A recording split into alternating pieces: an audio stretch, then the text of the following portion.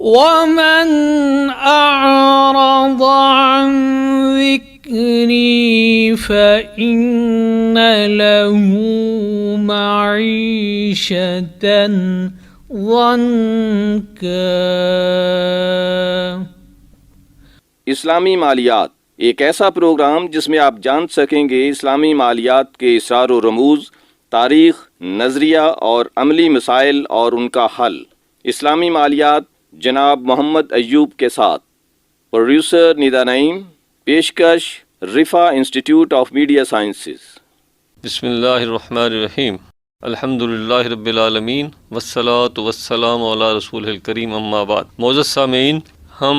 رفا university کی طرف سے شائع کی گئی کتاب اسلامی مالیات کے تعارف کے سلسلے کے اگلے پروگرام کے حوالے سے بات کر رہے ہیں، اور وہ ہے کتاب کے چوتھے چیپٹر کے بارے میں، جس کا عنوان ہے اسلامی بینکاری نظام کا فلسفہ اور اس کے نمایاں پہلو۔ اس طرح یہ کتاب کے پہلے حصے کا آخری چیپٹر ہے۔ پہلے ہم عرض کر چکے کہ کتاب کو 3 حصوں میں تقسیم کیا گیا ہے۔ تو پہلا حصہ جو اسلامی معاشی اور مالکاری بنیادوں پر بحث کرتا ہے، یہ اس کا آخری سبق ہے۔ تو اس سلسلے میں تعارفی جو پروگرام ہے اس حوالے سے مختصراً میں عرض کروں گا کہ اسلامی مالیاتی یا بینکاری نظام کی بنیادی طور پر وہ احکامات ہی ہیں جو قرآن و سنت اور شریعت نے ہمیں دیے ہیں۔ اس کے علاوہ کچھ اخلاقیات ہیں اور اقدار ہیں جو خاص طور پر اسلام کے دائرہ کے اندر رہتے ہوئے کاروبار کرتے ہوئے جن کو مد نظر رکھنا پڑتا ہے۔ چنانچہ ہم دیکھیں گے کہ جس طرح ہم روایتی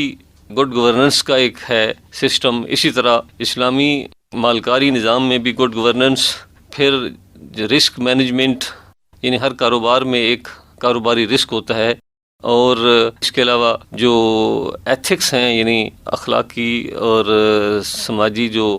اصول ہیں ان کی پاسداری، اور یہ جو بنیادی چیزیں ہیں یہ اسلامی مالکاری نظام کا بھی اہم ترین حصہ ہے۔ تو اب سب سے اہم بات جو میں عرض کرنا چاہوں گا وہ یہ ہے کہ اسلامی بینکاری کی اصطلاح کیا چیز ہے۔ اس حوالے سے جب 1970 کی دہائی میں اس پہ کام شروع ہوا تو کچھ اور اصطلاحات بھی اس میں استعمال کی گئیں۔ ایک تھا کہ غیر سودی بینکاری، یعنی نان انٹرسٹ بیسڈ بینکنگ، یا بلا سود، سود سے پاک بینکاری جیسے انٹرسٹ فری بینکنگ۔ لیکن آج کی جو اصطلاح یعنی آج کے دور میں استعمال کی جا رہی ہے وہ ہے اسلامی بینکاری۔ اس طرح یہ جو اصطلاح ہے وہ پہلی 2 اصطلاحات سے بہرحال بہتر ہے، اس لیے کہ صرف سود سے بچنا جو ہے یہ شریعت کے اصولوں کے مطابق ہونے کے لیے کافی نہیں ہے، بلکہ اور بھی اصول ہیں جیسے غیر ضروری انسرٹنٹی ہے اور غیر اخلاقی چیزیں ہیں، ان ایتھکس بزنس ہے یا اس کے طریقے ہیں۔ تو اس طرح جو اسلامی بینکاری کی جو اصطلاح ہے وہی آج کل وہ استعمال ہو رہی ہے اور وہ اسی کو ہی استعمال کیا جانا چاہیے۔ تو اس چیپٹر میں ان بنیادی پہلوؤں کا تذکرہ کیا گیا ہے جو تجارت اور مالکاری میں جو مختلف پروڈکٹس ہیں اور جو طریقے ہیں وہ ان کو مد نظر رکھنا ہے۔ تو اس حوالے سے اس کی جو بنیاد ہے وہ قرآن پاک کی وہ آیت ہے احل اللہ البیع وحرم الربا، یعنی یہ بنیادی طور پر اسلامی مالکاری اور بینکاری کا جو طریقہ کار ہے اس کی بنیاد فراہم کرتی ہے یہ آیت۔ احل اللہ البیع وحرم الربا کا مطلب یہ ہے کہ بیع یعنی لین دین کا وہ طریقہ جس کو ہم تجارت کہتے ہیں وہ جائز ہے، اور اس سے حاصل ہونے والا نفع یا پروفٹ بھی جائز ہے، لیکن ایسا سودی نظام جس کو ہم عربی میں ربا اور اردو میں سود یا کسی اور نام سے بھی لے لیں، وہ جو ہے اس کا وہ حرام ہے۔ تو اب اس سے آگے کیا اس کے اثرات مرتب ہوتے ہیں وہ اس چیپٹر میں بتایا گیا ہے۔ سب سے پہلے یہ کہ جس طرح کنونشنل بینکنگ ہے وہاں کیا ہے، قرض یعنی لون لیا جاتا ہے ڈپازیٹر سے، اور پھر آگے فنڈ کے استعمال کرنے والوں کو لون کی شکل میں دیا جاتا ہے اور درمیان میں سود کا لینا دینا ہوتا ہے۔ اس سے بالکل برعکس اسلامی مالکاری نظام میں قرض جو ہے سرمایہ کاری نہیں ہے۔ قرض ایک ایسا پیشہ نہیں اپنایا جا سکتا جس میں کوئی شخص کہے کہ میں قرض دوں اور اس پر انکم کروں، اس لیے کہ قرض دینا جو ہے وہ اسلام کے مطابق ایک جو حسن اخلاق کا عمل ہے، کسی سے احسان اور نیکی کا عمل ہے، اس کے اوپر کوئی بھی پروفٹ، کوئی بھی فائدہ کمانا جو ہے وہ صحیح نہیں ہے۔ تو اس طرح ہم کہیں گے کہ صرف زر کو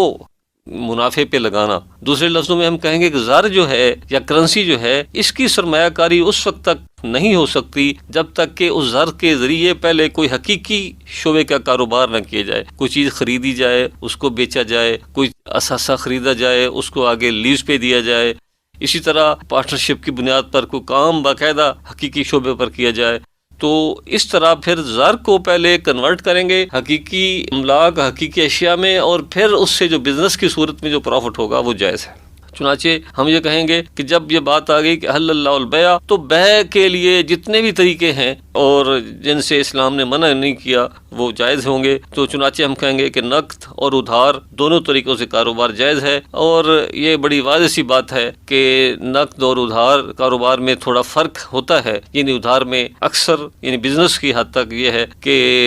جو نفع کی جو مقدار ہے وہ زیادہ ہوتی ہے۔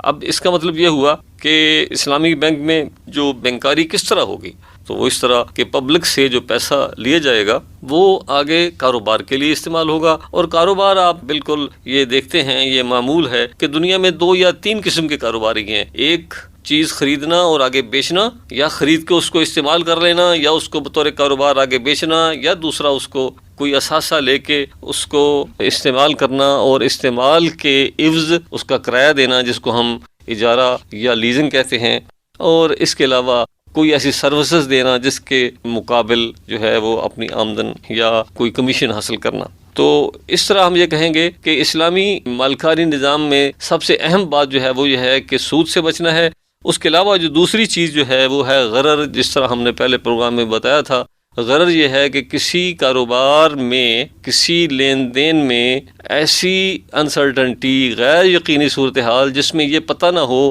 کہ کاروبار کے دونوں فریق جو ہیں ان کے حقوق کیا ہیں اور ان کی ذمہ داریاں کیا ہیں۔ تو چنانچہ ہم یہ کہیں گے کہ بنیادی اصول جو ہیں وہ پھر کیا بنتے ہیں۔ سب سے پہلا اصول یہ ہوا کہ زر سے زر کمانا جو ہے وہ جائز نہیں، بلکہ زر کو پہلے حقیقی اشیاء میں تبدیل کیا جائے گا، اور ان حقیقی اشیاء کو آگے پھر بیچ کے یا استعمال کر کے یا کسی کاروبار میں لگا کے پروفٹ کمایا جا سکتا ہے۔ دوسرے لفظوں میں زر کو اثاثوں میں تبدیل کرنا بہرحال جائز ہے، لیکن زر کی بنیاد پر زر کمانا اور اس کو کاروبار بنانا جو ہے یہ اسلامی بینک نہیں کر سکیں گے۔ اور دوسری اہم ایک اصول یہ ہے کہ ملکیت، جس کو اسلام بہرحال تسلیم کرتا ہے کہ ہر شخص جو اپنی دولت ہے، اپنی کمائی ہوئی ایک چیز ہے، اس کا مالک بن سکتا ہے۔ تو اصول یہ طے پایا کہ جو شخص کسی چیز کا مالک ہے اس کے رزق اور ریوارڈ دونوں کا وہ مالک ہے، یعنی اس سے جو استفادہ یا اس سے جو بینیفٹ ہے وہ بھی اس کا ہے، اور اس کی وجہ سے جو کاروباری نقصان ہو سکتا ہے وہ بھی اس کا ہے۔ یہ نہیں ہو سکتا کہ میں کہوں کہ میری یہ چیز ہے، اس کا فائدہ تو میں لوں گا لیکن اس کا رسک میں نہیں لوں گا، یہ نہیں۔ دوسرے لفظوں میں یہ ہے کہ مثال کے طور پر میں نے ایک چیز خریدی تھوک کی مارکیٹ سے اور اپنے محلے میں جا رہا ہوں، اب جو ہی چیز میں نے خرید لی یعنی بے ہو گئی، اب اس کی اونرشپ میرے پاس آ گئی، تو اونرشپ کے ساتھ اس کا رسک بھی میرے پاس آ گیا۔ اور اگرچہ میں نے ابھی وہ چیز ادھار پہ خریدی ہے اور میں نے پیسے ابھی ادا کرنے ہیں، لیکن چونکہ وہ میری ہے، اگر راستے میں کسی وجہ سے وہ چیز خراب ہوتی ہے تو اس کی ذمہ داری میری ہوگی۔ تو دوسرا اصول یہ طے پایا کہ رسک اور ریوارڈ، یعنی کسی چیز کا جو منافع اور اس کا جو نقصان ہے، اس کا جو لاس کا، ایسا نہیں ہو سکتا کہ کوئی شخص کہے جی کہ میں رسک نہیں لوں گا بلکہ صرف ریوارڈ لوں گا۔ تو اس طرح اب یہ دیکھنا ہے کہ اسلامی بینکاری میں پھر اس کے متبادل کون کون سے ایسے ہیں طریقے جس کی بنیاد پر کاروبار ہو سکتا ہے۔ وہ ہم دیکھتے ہیں کہ جس طرح قرض کا ایک طریقہ دوسرے سودی بینکوں میں ہے، میں نے جیسے پہلے عرض کیا اسلامک بینکوں میں اس کو بطور کاروبار استعمال نہیں کیا جا سکتا اور اس سے کوئی بھی استفادہ نہیں کیا جا سکتا۔ لیکن یہ بڑی اہم بات ہے کہ اگر کوئی کاروبار کے لیے قرض لیتا ہے تو اس کو پورے کا پورا واپس کرنا ہوگا۔ یہ نہیں ہو سکتا ہے وہ کہے جی کہ میں نے آپ سے جو قرض لیا تھا، وہ کسی بینک سے کہے، میں مثلا اپنے بینک سے کہوں جو میں نے آپ سے جو قرض لے کے کاروبار کیا تھا اس سے مجھے نقصان ہوا تو اب میں واپس نہیں کروں گا، نہیں، قرض کا مطلب یہ ہے کہ جو چیز آپ نے لی ہے بعین ہی واپس کرنی ہے۔ اس کی ایک بڑی عمدہ مثال جو ہے حضرت عمر رضی اللہ عنہ کے دور کی ہے کہ ایک خاتون ہند بنت عتبہ نامی جو آئیں حضرت عمر کے پاس اور کہا کہ مجھے کچھ پیسے چاہیے 4000 دینار، میں نے کاروبار کرنا ہے۔ چنانچہ وہ جو پیسے دیے گئے وہ قرض کی بنیاد پر دیے گئے اور وہ بنو کلب کے علاقے میں گئیں، وہاں انہوں نے کاروبار کیا لیکن وہاں ان کو نقصان ہوا۔ واپسی پر انہوں نے حضرت عمر سے کہا جی آپ جو قرض ہے وہ معاف کر دیں، اور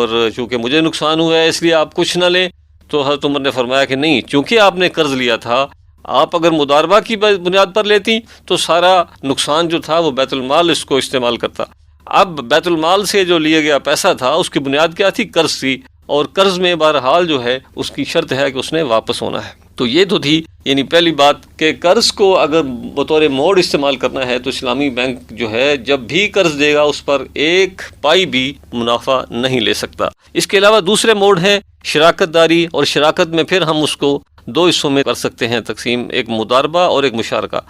مضاربہ یہ ہے کہ ایک شخص یا ایک گروپ جو ہے وہ پیسہ پرووائڈ کرتا ہے اور دوسرا شخص یا دوسرا گروپ جو ہے وہ اس پر اپنی محنت کرتا ہے اور جو پروفٹ ہوتا ہے وہ اس کو ڈسٹریبیوٹ کی جاتا ہے۔ اور مشارکہ میں یہ ہے کہ سارے پارٹنر جو ہیں وہ اس پر کام بھی کرتے ہیں اور پیسہ بھی اس میں ڈالتے ہیں، لیکن ان دونوں میں ایک اہم جو بات یاد رکھنے کی وجہ ہے کہ نقصان ہر حصہ دار کو اس ریشو سے برداشت کرنا ہوگا جو ریشو پورے پارٹنرشپ میں کسی پارٹنر کی ہے۔ اگرچہ پروفٹ جو ہے اس کی ریشو مختلف ہو سکتی ہے لیکن نقصان کی ریشو جو ہے وہ ایگزیکٹلی وہی ہوگی جس ریشو سے انہوں نے سرمایہ لگایا ہے۔ اس کے علاوہ جو تیسرا ہے، جیسے میں نے عرض کیا تھا، بے۔ اب بے یا ٹریڈ بھی دو طرح کی ہے، ایک ہے کریڈٹ اور دوسری ہے فارورڈ۔ بعض صورتوں میں فارورڈ کو بھی کریڈٹ کہتے ہیں، یعنی اس میں ادھار ہے، کسی پر اعتبار کیا جاتا ہے، لیکن ہم کہیں گے ایک وہ ہے جس میں چیز بیچ دی جاتی ہے، خرید لی جاتی ہے، لیکن اس کی قیمت کی ادائیگی بعد میں کی جاتی ہے۔ اس کو ہم عربی میں بے معجل کہتے ہیں یا کریڈٹ سیل کہہ سکتے ہیں۔ تو یہ اسلام میں جائز ہے، اسلامی بینک وہ کر رہے ہیں، اور اس کو کسی حد تک اس کا نام تھوڑے سے فرق کے مرابحہ یا معجل مرابحہ کہتے ہیں، یعنی ایسی بے جس میں بینک اپنا مارجن آف پروفٹ جو رکھتے ہیں اور اس کو آگے بیچ دیتے ہیں اور اس کی قیمت وہ بعد میں لیتے ہیں۔ اس سے ہٹ کے بے ایسی جو سلم، یہ فارورڈ سیل ہے، یعنی وہ چیز موجود نہیں ہے لیکن اس سے پہلے سے اس کو بیچ دیا جاتا ہے ان ایڈوانس۔ تو اس کو باقاعدہ نبی صلی اللہ علیہ وسلم نے خود الاؤ کیا، لیکن اس کی شرائط رکھیں۔ شرائط اس لیے رکھیں تاکہ وہ غرر اس میں نہ ہو۔ شرائط کیا تھیں؟ کہ وہ چیز معلوم ہو، اس کی صفات واضح معلوم ہو، اس کی قیمت طے کر لی جائے، اس کی جو ڈیلیور کرنے کا جو ٹائم ہے وہ طے کر لیا جائے، اور کوئی بھی ایسی چیز نہ چھوڑی جائے جس سے دونوں پارٹیوں میں نزاع جھگڑا ہو سکے یا کسی کو نقصان ہونے کا خطرہ ہو۔ اسی طرح ایک شرط یہ بھی ہے سلم کے لیے کہ اس کی ادائیگی پہلے سے کر دی جائے۔ تو اس کے علاوہ جو تیسرا موڈ ہے وہ استثناء ہے، یعنی یہ بھی سلم کی ایک قسم ہے، اور پھر اجارہ، یعنی جیسے میں نے عرض کیا پہلے لیزنگ۔ تو یہ جو ہیں بنیادی اور بڑے بڑے جو کانٹریکٹ ہیں وہ جس کی بنیاد پر اسلامی بینکاری کا کاروبار آج کل چل رہا ہے۔ تو اس طرح ہم یہ کہیں گے کہ جو دو طرح کے موڈ جو اس وقت استعمال ہو رہے ہیں بینکوں میں، وہ دو یہ ہیں کہ ایک تو ایسے موڈ ہیں جن پر فکس پروفٹ ایک پارٹی کو ملتا ہے، اور وہ ہیں جن میں تجارت یا لیزنگ ہوتی ہے۔ آپ کو پتہ ہے تجارت میں جب تک قیمت مقرر نہ ہو شرعی لحاظ سے وہ سودا ہی صحیح نہیں ہوتا۔ تو اس طرح تجارت اور اسی طرح کرایہ داری کا ہے، کرایہ داری میں بھی کرایہ متعین ہونا چاہیے۔ تو ہم کہیں گے کہ ایسے موڈز جن کا تعلق بے یا اجارہ سے ہے، ان میں جو بینکوں کو یا کاروبار کرنے والوں کو متعین پروفٹ ملے گا، اور دوسرے ایسے موڈز جن کی بنیاد راکداری یا مشارکہ مضاربہ پر ہے، ان میں جو پروفٹ اس کو وہ متغیر، یعنی وہ ایسا ہوگا جس میں تبدیلی ہوتی رہے گی۔ تو اس طرح اس پروگرام میں ہم اس نتیجے پر پہنچے کہ اسلامی بینکاری کا جو بنیادی فلسفہ وہ یہ ہے کہ رسک شیئرنگ ہوگی، اور کاروبار کی نوعیت کے مطابق کوئی پارٹی جو ہے وہ پروفٹ یا لاس جو ہے وہ کمائے گی۔ وآخر دعوانا الحمدللہ رب العالمین۔